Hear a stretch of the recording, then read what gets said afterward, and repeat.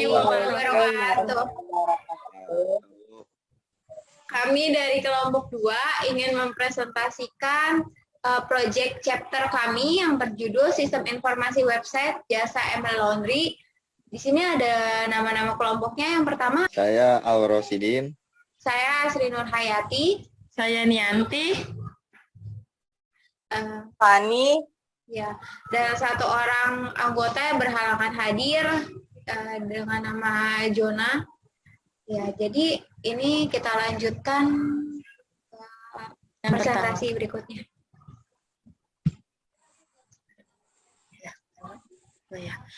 Oke, saya akan membacakan di yang slide yang pertama, project chapter. Project name-nya Sistem Informasi Pemesanan Emily Laundry. Project number-nya MPSI /2021-X/01. Tanggal 1 April 2021, revisi yang pertama. Project description and goals. Usaha laundry merupakan salah satu usaha bisnis di bidang jasa cuci dan setrika pakaian. Usaha ini memiliki perputaran yang cepat dengan atau rentang waktu permintaan pelanggan antara permintaan pertama dan permintaan selanjutnya. Pada jasa ini yang memakan waktu relatif singkat, lebih jelasnya, pelanggan akan kembali menggunakan jasa ini ketika pakaian yang dikenakan sudah kotor. Pada era digital saat ini penerapan teknologi pada sebuah usaha laundry juga sudah diterapkan. Banyak startup yang berjalan pada bisnis laundry, namun seiringnya kemajuan teknologi, diharapkan munculnya sebuah inovasi terbaru, website sistem pemesanan jasa laundry atau e-laundry berbasis web dapat dijadikan sebagai salah satu inovasi bisnis dalam usaha laundry, di mana pada web ini menjadi suatu pusat berkumpulnya para pelaku laundry dan dapat melakukan pemesanan secara online. Yang kedua, resiko. Resiko dari sistem informasi pemesanan Emily Laundry sudah diidentifikasi. Manajer proyek akan menentukan dan menerapkan mitigasi resiko yang diperlukan penghindaran atau meminimalkan kemungkinan resiko tersebut. Terjadinya server miss data pada saat aplikasi dijalankan sehingga saat mengakses penjemputan customer gagal. Apabila musim hujan, baju bisa saja tidak kering dan membuat keterlambatan penyelesaian laundry. Yang ketiga, akan membuat penumpukan data saat customer yang bajunya tidak diambil dalam jangka waktu yang lama. Yang ketiga, project deliverable. Dari project ini, 1. Software untuk sistem informasi pemesanan Emily Laundry dipergunakan untuk customer untuk melakukan transaksi pemesanan laundry yang masuk maupun telah diambil serta apa saja paket yang tersedia.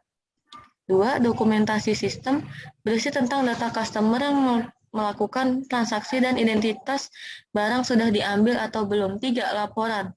Laporan di sini mencakup tentang keterangan barang sudah di-pick up atau belum, sudah melakukan transaksi pembayaran atau belum. Nah, yang keempat, yang selanjutnya akan dilanjutkan oleh teman saya. Saya akan melanjutkan yang dijelaskan oleh Nianti. 4. Scope definition. Batasan dari proyek ini adalah 1. Tidak membahas data customer. 2. Tidak membahas siapa saja petugas yang memberikan barang kepada customer. 3. Tidak membahas tentang bahan apa saja untuk laundry. Kebutuhan fungsional. 1. Sistem dapat menginput data dan menyimpan data customer agar dapat melakukan transaksi. 2. Mempermudah admin untuk mencari tahu nama customer yang belum melakukan transaksi, mengambil cucian dan laundry. 3. Pada sistem mampu menampilkan mana saja customer yang belum melengkapi data dirinya. Kebutuhan non-fungsional. 1. Mempermudah dalam pengelolaan laporan bulanan terhadap jalannya bisnis Emily Laundry sendiri. 2. Mempermudah dalam menghitung keuntungan dalam bisnis Emily Laundry sendiri. 3. Kebutuhan non-fungsional terkait dengan ketersediaan sistem dalam meminimalisir kesalahan fatal, yaitu adanya transaksi atau belumnya antara customer dan pihak Emily Laundry sendiri, dan meminimalisir hilangnya barang. 5. Project milestone. Project Star. Targetnya 1 April 2021. Identifikasi permasalahan. Targetnya 10 April 2021. Penggalian kebutuhan. Target date-nya 16 April 2021. Pengumpulan dan pengelolaan data. Target date-nya 23 April 2021. Perancangan sistem. Target Date-nya 3 Mei 2021. Prototyping targetnya 9 Mei 2021. Development target date-nya 17 Mei 2021. Testing and maintenance target date-nya 27 Mei 2021. Selanjutnya akan dipresentasikan oleh saya, Stefani.